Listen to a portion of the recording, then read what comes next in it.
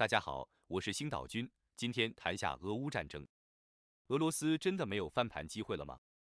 俄罗斯历史上有3次版图扩张，分别发生在彼得大帝、叶卡捷琳娜二世、斯大林时期。可以发现，俄罗斯崛起的过程中，外交比军事更重要。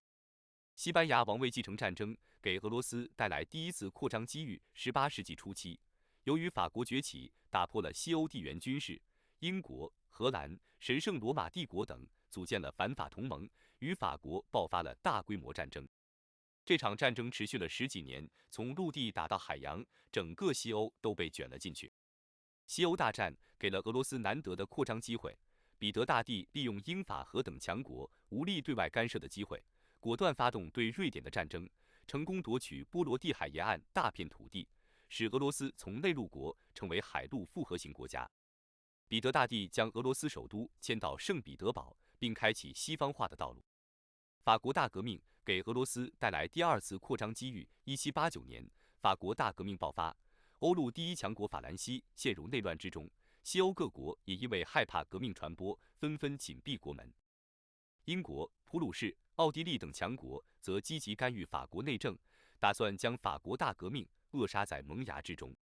俄罗斯女皇叶卡捷琳娜二世抓住了百年一遇的机会，发动了对土耳其的战争，成功侵占了黑海沿岸大片土地。不仅如此，她还与普鲁士和奥地利联手，彻底瓜分了波兰。此时，法国正陷入内乱之中，英国则忙着抢占法国在北美的殖民地，因此对俄国的扩张只能睁一只眼闭一只眼。二战为俄罗斯带来第3次扩张机遇。二战期间，苏联借助英美的帮助，成功打败了德国，占领东欧大片土地，把势力范围推进到易北河一带。二战后，出于拆散英法殖民体系的需求，美国暗中与苏联合作，并默许苏联在亚洲扩张，建立了一个空前辽阔的红色帝国。二战使苏联获得了梦寐以求的战略环境，英法德等传统欧洲强国被打垮，苏联成为欧洲唯一主宰，实现了历代沙皇都未能实现的目标。因此，从历史上看，俄罗斯成功扩张的关键更多是外交机遇，而非军事实力。每隔100年，国际秩序都会发生一次较大的变化，从威斯特伐利亚体系到维也纳体系，从凡尔赛体系到雅尔塔体系，俄罗斯每次都能抓住机遇，从而成功崛起。如果说西班牙王位继承战争、法国大革命、二战分别为俄罗斯带来3次扩张机遇，那如今的世界正处于国际新旧秩序更替期，这使俄罗斯看到了第4次扩张的机遇。为什么俄罗斯要选择在2022年发动俄乌战争，而不是在2008年或2014年呢？从军事角度来说，10多年前时机似乎更好，因为那个时候乌克兰军力弱小，根本不是俄军对手。但从外交的角度来说，2022年才是俄罗斯发动战争的最佳时机，有如下几点原因：一、相比2014年，2022年欧盟对俄能源依赖度更高。2014年，欧盟还有很多煤炭厂与核电站，能源可以做到自给自足。2022年，欧盟40%的能源都来自俄罗斯，而且受新冠疫情影响，西方供应链受到冲击，正经历30年一遇的通胀，天然气库存处于历史最低水平，民众纷纷抗议能源涨价。因此，2022年俄乌开战后，德法一度选择绥靖，试图对俄妥协，因为一旦逼得太急，俄罗斯会切断天然气，去年遇上倒春寒的欧洲会大量冻死人。二、历史上英国是俄罗斯传统劲敌，俄罗斯多次扩张行为均被英国阻止。相比2014年，英国对外干预能力大幅下降。英国在脱欧之后，对欧盟外交已经没多少影响力，而且英国内部面临苏格兰公投和财政危机，因此俄乌开战之初，英国对乌克兰的支持更多停留在口头上。三、作为横跨欧亚、扼守黑海的国家，土耳其的态度非常关键。2016年以前，土耳其对俄极其强硬，不仅在叙利亚对俄军开火，还击落过俄军飞机。但2016年，土耳其亲美势力发动政变，多亏普京提前通风报信，埃尔多安才成功躲过一劫。自此之后，土耳其从亲美转向亲俄。去年俄乌战争以来，土耳其拒绝制裁俄罗斯，并积极调停俄乌关系。4. 沙特曾是美国铁杆盟友，特别是老国王阿卜杜拉在世时，沙美几乎是穿一条裤子。2014年克里米亚危机爆发后，沙特非常配合美国搞石油增产，将油价从$110每桶打压至$25每桶。俄罗斯石油收入大幅下降，财政状况恶化。但2017年成为沙美关系的分水岭。那一年，沙特更改了继承制度，从兄终弟及变为父传子，王储也成为年轻的小萨勒曼，开启集权之路。沙特与美国出现严重的意识形态分歧，特别是拜登上台之后，这种分歧明显扩大。沙美关系疏远，沙特与中俄拉近了距离。俄乌战争爆发后，沙特拒绝了拜登的石油增产要求，导致油价一度居高不下，让俄罗斯通过高油价赚了不少钱。2014年克里米亚危机之后，白俄罗斯一度支持乌克兰，因为他也害怕被俄罗斯吞并。然而，在西方的煽动下，2020年白俄罗斯选举期间差点爆发颜色革命，多亏俄罗斯出兵镇压，白俄罗斯总统卢卡申科才坐稳位置。自此之后，白俄罗斯对俄罗斯言听计从。去年俄乌战争爆发之前，白俄罗斯愿意给俄军借道，以方便对基辅进行突袭。这在2014年是根本不可能的事情。6. 最重要的变化是中美关系。2008年的时候，中美关系处于冷战后最好时期。2014年，中美关系仍你中有我，我中有你。但从2018年开始，中美关系逐步恶化，中国代替俄罗斯成为美国最大竞争对手，大部分美军被部署到东亚，这大大缓解了俄罗斯的战略压力。假如俄罗斯在2008年发动俄乌战争，美国很有可能下场干预，因为那个时候美国仍将战略重心放在欧洲。2022年情况发生很大变化，俄乌战争初期，美国仅对乌克兰提供口头支援，甚至建议乌克兰成立流亡政府。中美关系越差，美国就越不敢对俄过分强硬，俄罗斯的外交空间就越大。不仅如此，一个强大的中国还成功牵制住日本，使其不敢趁俄乌开战的机会夺回北方四岛。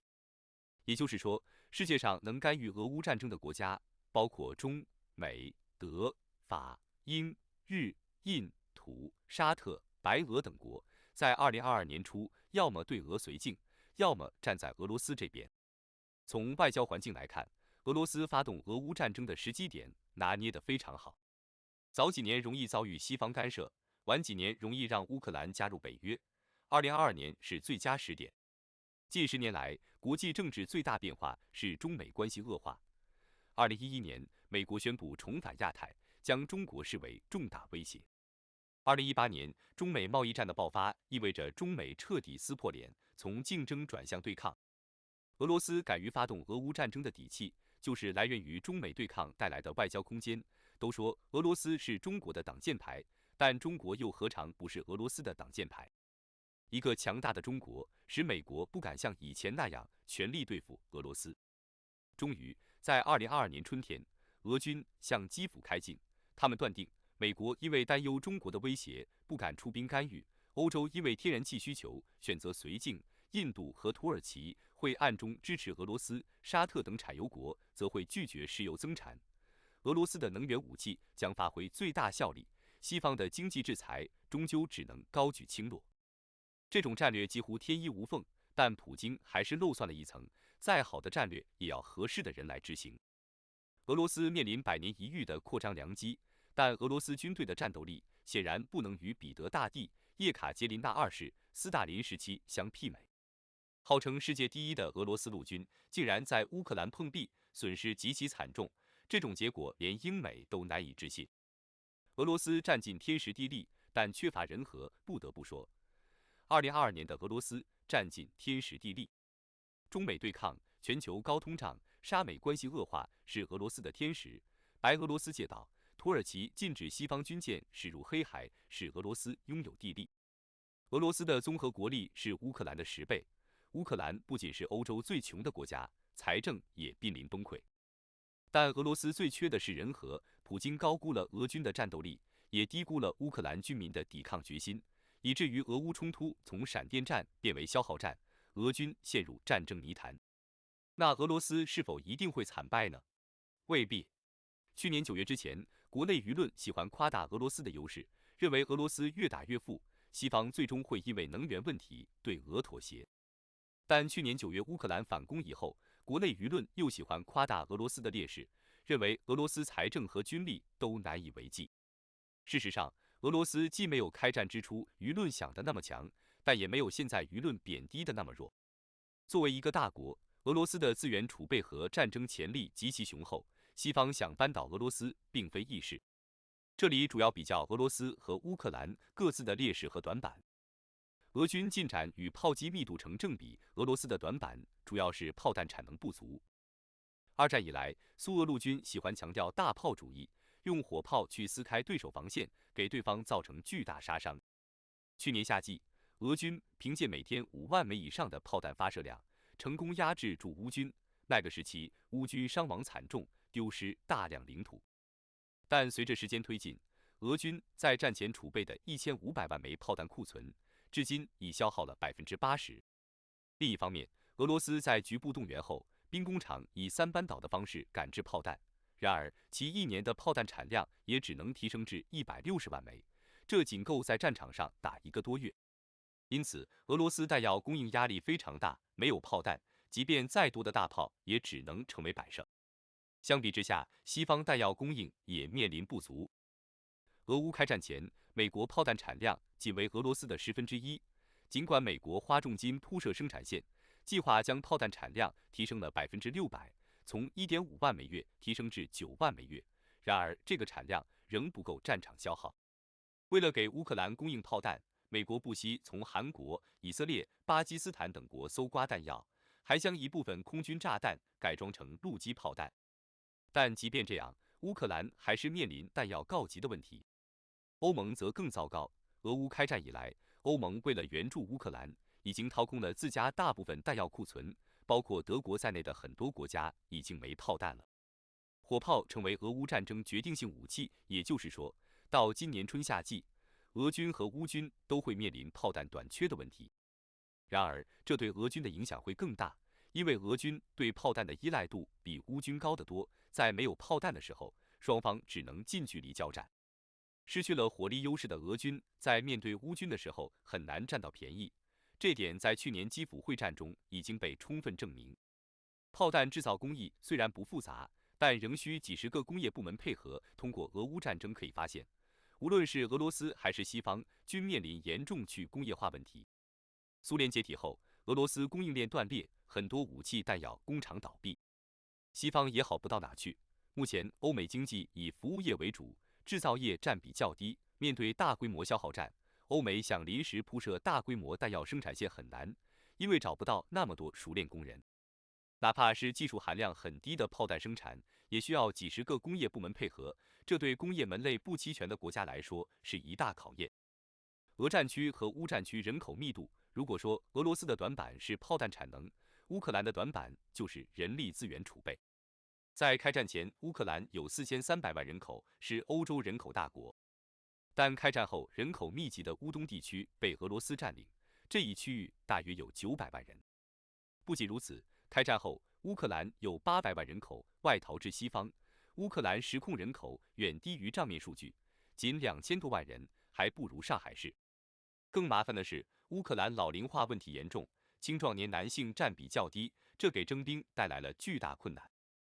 2021年和2023年乌克兰人口结构对比，具体算下来，乌克兰20至39岁的适龄男性仅360万人，是俄罗斯的1/6。在人力资源储备方面，乌克兰相比俄罗斯有很大劣势。即便是1:1的交换比一直持续下去，乌克兰人力资源也会率先消耗殆尽。这就是为什么乌克兰要征用老兵的原因，但年龄太大的老兵体力有限，在高强度的战场上仅能承担辅助作用。因此，同样是消耗战，阿富汗、伊拉克可以打10年，乌克兰则不行。中东国家普遍生育率很高，因此可以把年轻人拿去当炮灰使。但乌克兰生育率太低了，很多外流的人口也未必愿意回国。年轻人是最宝贵的资源，一旦损耗就很难补充。俄乌战争爆发以来，乌克兰15至34岁的年轻人口下降了50%以上，使其人口结构出现严重坍缩。人口老龄化使现代战争对伤亡的承受能力较二战时期大幅下降。二战时期，各国生育率都很高，不太担心年轻人打光的问题。现代老龄化国家一旦年轻人大量损耗，整个国家将后继无人。因此，对俄罗斯来说，虽然其面临弹药供应短板，但如果能大量杀伤乌军，俄罗斯并非毫无胜算。按照一战和二战各交战国3:1的极限动员率，乌克兰最多仅能从360万的青壮年里面动员120万人上战场，承担一线作战任务，这已经是其人力所能承担的极限。否则，如果随意抓壮丁的话，只会导致士气低落，部队容易出现哗变风险。也就是说，凭借西方的援助，乌克兰在武器弹药供应方面有比较优势，俄罗斯则在人力资源储备方面有比较优势。根据欧盟主席冯德莱恩披露，开战以来，乌克兰军队阵亡超过10万人，这一数据与战场估算的差不多，其中大部分是去年9月之前造成的。现代战争受伤人数通常是阵亡人数的3倍，因此乌克兰可能有40万人伤亡，占其总动员人数1/3。这意味着，如果未来俄罗斯能对乌克兰造成去年那样的杀伤规模，每年消耗几十万乌军，到2024年底，乌克兰将面临人力资源耗尽的风险。类似二战后期德国那样，兵源完全枯竭，无力维持战争，即便有再多的武器，也没有足够人员来操作。巴赫穆特战场留下的弹坑和尸骨相比之下，俄军伤亡也不低。俄军分为4个部分：俄罗斯国防军、瓦格纳雇佣军、顿巴斯民兵、车臣武装。其中，俄罗斯国防军装备最为精良，但由于承担主力进攻任务，开战以来伤亡在6万以上。瓦格纳雇佣军吸收了很多罪犯，打起仗来最狠，但伤亡也很大，大约消耗了4万人左右，其中一部分可能是逃跑。顿巴斯民兵战斗力一般，开战以来大约有2万至3万人伤亡。车臣武装作秀的成分更大，伤亡可以忽略不计。总体来看，俄军的伤亡超过10万人，也不是一个小数目。从账面上来看，乌军损伤比俄军大，而且俄罗斯青壮年人力资源储备是乌克兰6倍，因此俄罗斯最好的策略就是跟乌克兰拼人力消耗。即便是1:1的交换比，俄罗斯也不吃亏，同样是上百万人的伤亡，对乌克兰人口结构将是毁灭性的打击。对俄罗斯来说，政治上虽然很难接受，但人力上勉强能够承担。这也是为什么俄军要在巴赫穆特跟乌克兰死磕的原因。巴赫穆特并没有什么战略价值，但在巴赫穆特打消耗战，可以迫使乌克兰流尽最后一滴血，类似一战的凡尔登要塞那样，把此处变为俄乌的绞肉机。对乌克兰来说，最好的策略不是跟俄罗斯硬拼，而是尽可能保留战斗人员，用空间换时间，等西方重武器到齐后再谋划反攻。正所谓人存地失，人地皆存，人失地存，人地皆失。不知道泽连斯基是否能认识到这一点。对俄罗斯来说，其最好的策略就是主动出击，与乌克兰进行大规模决战，像去年那样给予乌军大规模杀伤。不过，俄军想取得去年那样的战果并不容易，因为当前俄乌更多是阵地战而非运动战。乌军比以前圆滑得多，面对俄军炮火袭击，乌军尽可能躲在防御工事内不出来。俄军想围歼乌军主力部队并非易事，而且俄军面临弹药短缺的问题，火力优势可能被乌克兰逐渐追平。乌克兰曾用血肉之躯弥补火力的不足，因此当下俄军和乌军都很难。俄罗斯的炮弹打一发少一发，乌克兰的士兵阵亡一个少一个，双方都在极限操作。乌克兰尽可能拖延，等待西方重武器的到来；俄军则筹划发动新一轮进攻，意图大量杀伤乌军。战争走势取决于俄罗斯弹药先打光，还是乌克兰军队先打光。这种战争非常惨烈，类似一战和二战那样，用弹药换人口。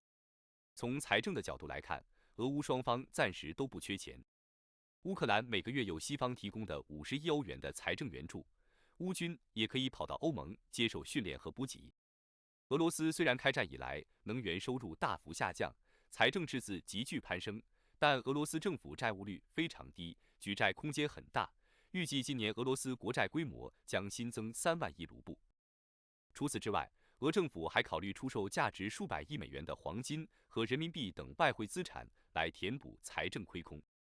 持久战的情况下，俄罗斯的财力至少可以再支撑2年。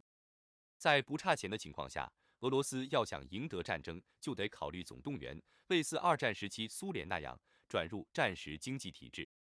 在征兵50万后，俄罗斯已经不太缺士兵，它现在主要缺的是炮弹。因此，俄罗斯需要搭建更多的炮弹生产线，把炮弹产能提升至每年500万发以上，在火力上完全压倒乌克兰。为了达成这一目的，俄罗斯得像斯大林时期一样，把数百万民众赶到工厂，全力生产武器弹药。